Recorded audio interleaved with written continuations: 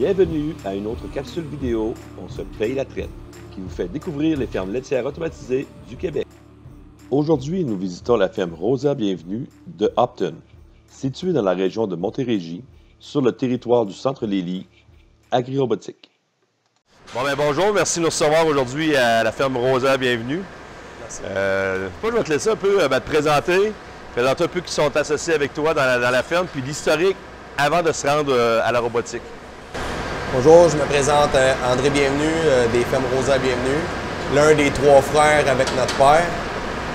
Nous autres, en 2018-2019, nous avons décidé de construire une étable entièrement lousse, robotisée.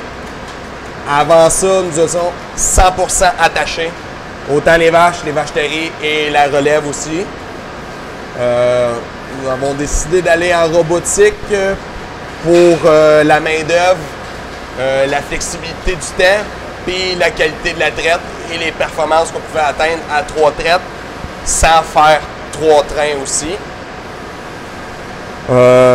Nous sommes en fonction depuis le 6 de mars 2019 et les vaches terriers et les tasses autres sont lousses depuis le Noël, le 25 décembre 2018. Nous avions 135 vaches en lactation attachées, 2 traites par jour. C'était mon frère et mon père qui faisaient la traite. Puis nous détentions 240 kg de quota dans ce temps-là. Mais on ne le produisait pas tout. On achetait du quota jusqu'à temps qu'on décide de faire un move. Puis on a pris la décision de faire en 2018-2019. Que nous avions préparé, par exemple, pendant 2 ans de temps les plans. Ça faisait depuis 2016-2017 qu'on faisait des plans puis qu'on préparait à savoir qu'est-ce qu'on voulait faire. Nous autres, en 2016, on ne savait même pas qu'est-ce qu'on construisait. On avait l'option de robot Léo, encore construire attaché. Okay. Le salon de traite a été évoqué, le carrousel. On est allé voir des carousels, on est allé voir des salons de traite. On a tout visité. On doit avoir visité plus d'une 50aine de fermes en 2 ans. On a vraiment pris le temps de concevoir notre étape pour pas se dire j'aurais dû. Tu recules de 10 ans, les robots, c'était pas aussi. On n'en voyait pas autant. Fait que si on voulait avoir des robots, il fallait se déplacer loin ou c'était des affaires d'il y a 15 ans qui n'étaient pas au jour d'aujourd'hui. Puis nous autres, on est dans un principe d'étape qu'on est l'agrandissement facile. C'est ça qu'on voulait, nous autres. On ne voulait pas construire nos premiers plans d'étable. On avait construit une 6 robots et c'était 6 robots. On en mettait 4, mais on avait construit pour 6. Okay. Réellement, nous autres, nous avons construit pour 4 robots. Et si on veut agrandir, on rallonge l'étable, puis on peut rajouter des robots facilement. C'était ce principe d'étable-là qu'on ne connaissait pas, qu'on a seulement connu en 2017-2018, la même année qu'on a bâti. Okay. C'est là qu'on a fait notre changement de plan d'étable. Au lieu d'engendrer des frais de construction pour une étable à 6 robots que tu supportes avec seulement 4 robots, nous autres, on a une étape à 4 robots, puis on a les frais de 4 robots. Et quand on agrandira, on va maximiser au 100% les robots à côté.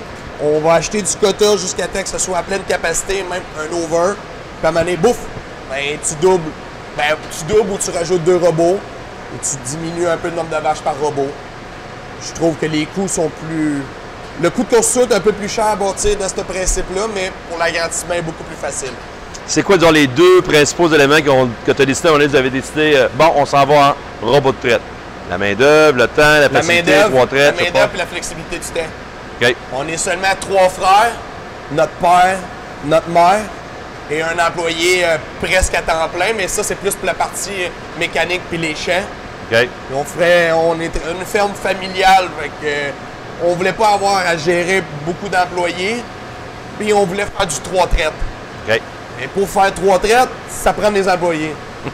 Que ce soit un carrousel dans un salon de traite, ça prend du monde parce que les trains aux 8 heures, tu as des trains de matin de bonne heure, puis tu as des trains à faire dans le soir.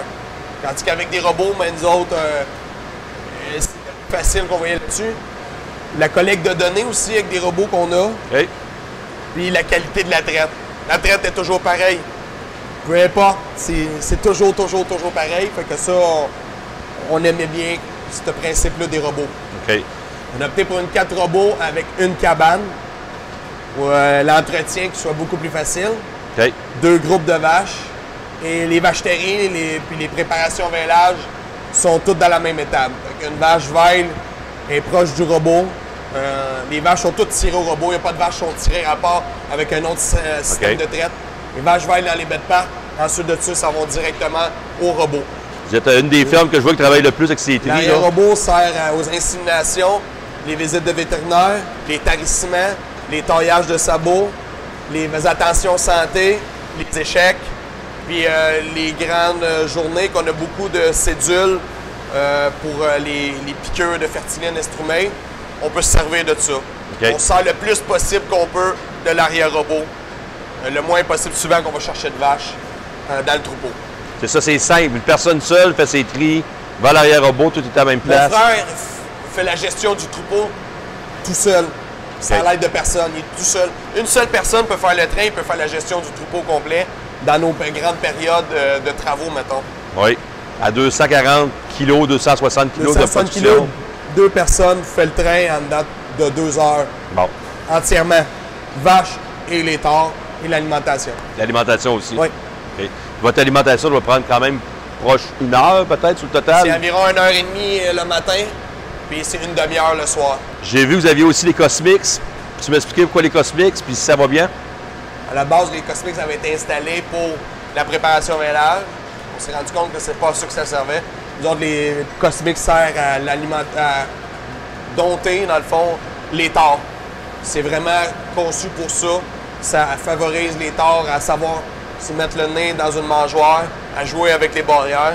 Alors quand ils ont vêlé puis qu'ils arrivent au robot, c'est beaucoup plus facile pour eux autres. On les pousse pas souvent.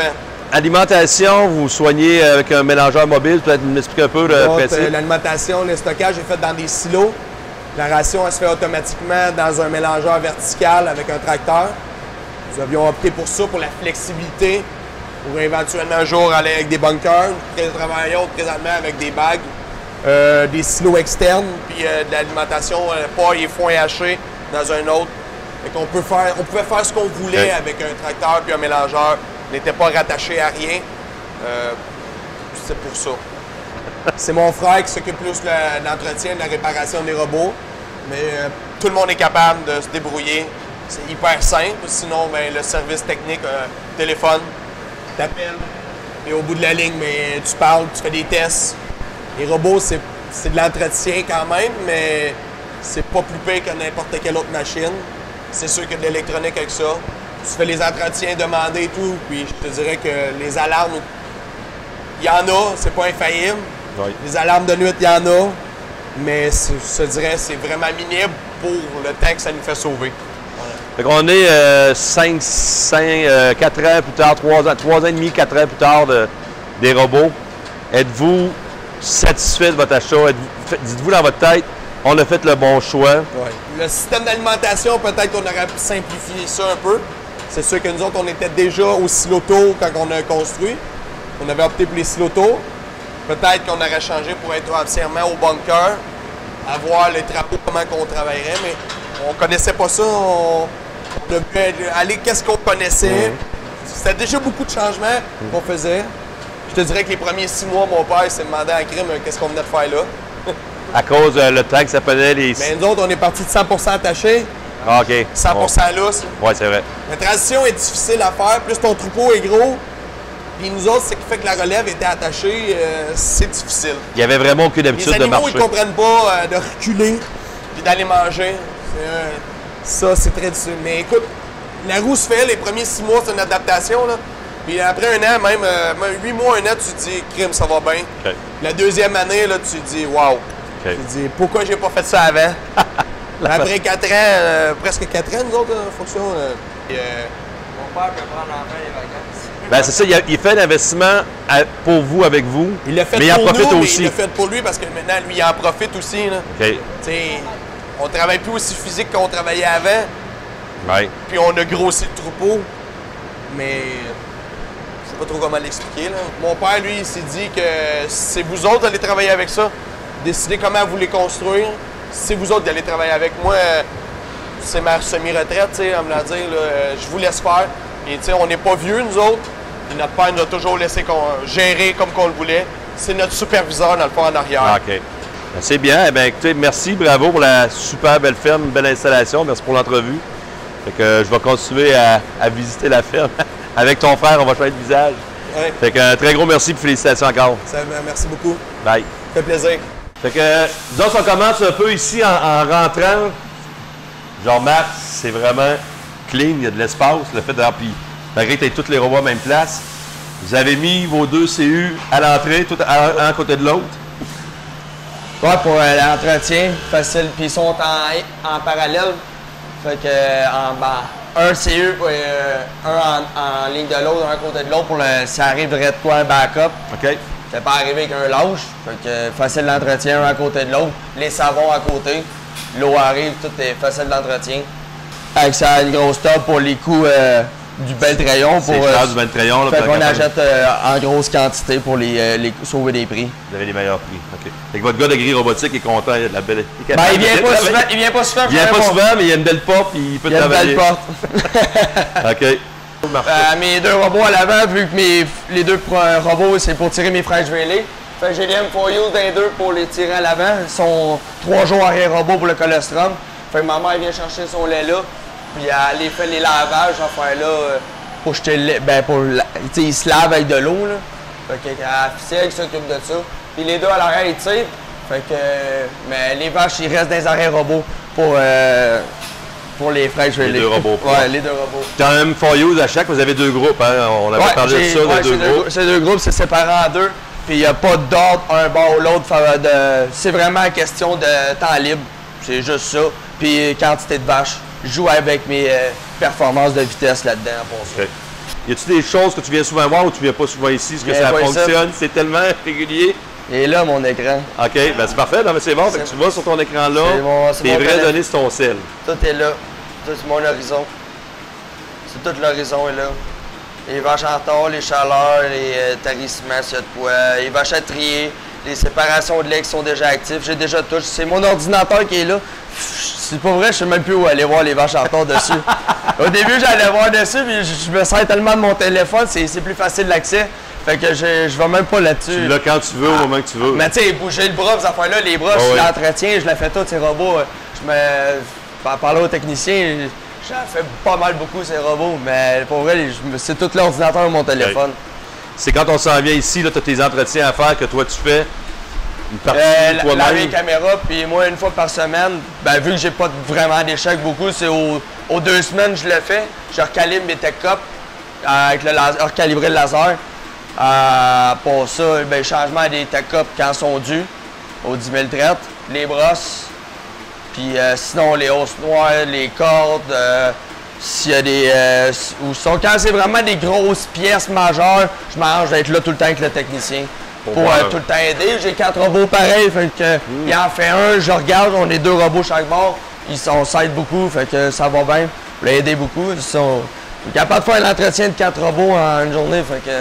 OK, ouais. Mais tu sais, j'aide beaucoup. En étant là, c'est pratique, il n'y a pas de perte de temps, pas de perte de temps. Vous, ton robot, il mesure quoi? Il mesure ton gras, tes protéines? Le gras, les protéines, la vitesse, la santé. Rendu avec l'horizon, maintenant, tu as la santé qui check. Tu es capable de voir les manques de sucre. Ça pour vrai, je l'aime beaucoup, ça. Il est capable de sortir dans 20 jours. C'est un manque de sucre, puis pour vrai, il est assez efficace. Okay. Comparé au T4C, qui était pas trop... ça sortait, mais c'était pas précis.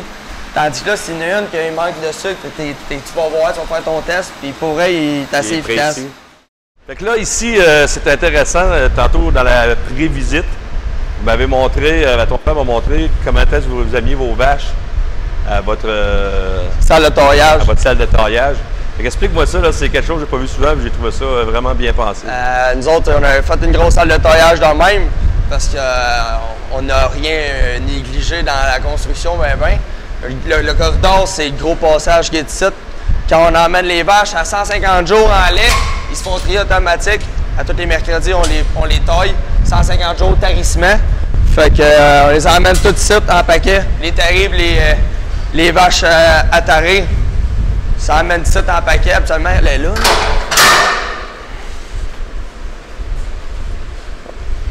On les emmène. Les pousse.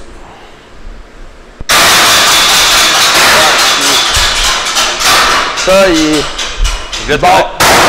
Fait que, Wow. il bloque, tu peux pas manger à la barrière sur toi. Fait que tes vaches, tes pousses, t'es tout le temps seul, une main, tu pousses en arrière, il avance, il avance. Ça vient, tourne, elle rentre. Il y en a une d'attente à l'arrière, fait qu'elle est barrée, elle peut pas reculer, puis aller retourner dans les autres, elle les niaiser. Puis là, elle passe dans le rack à sabot. Là, elle s'en vient là. Puis on peut la tailler et travailler dessus. Puis là, après ça, ben encore là, tu rouvres ton panneau ici. Ouais, trouve le panneau. Là, Tu les renvoies ce que tu veux les envoyer. Ouais, gauche, droite, dans le troupeau ou dans les vacheteries.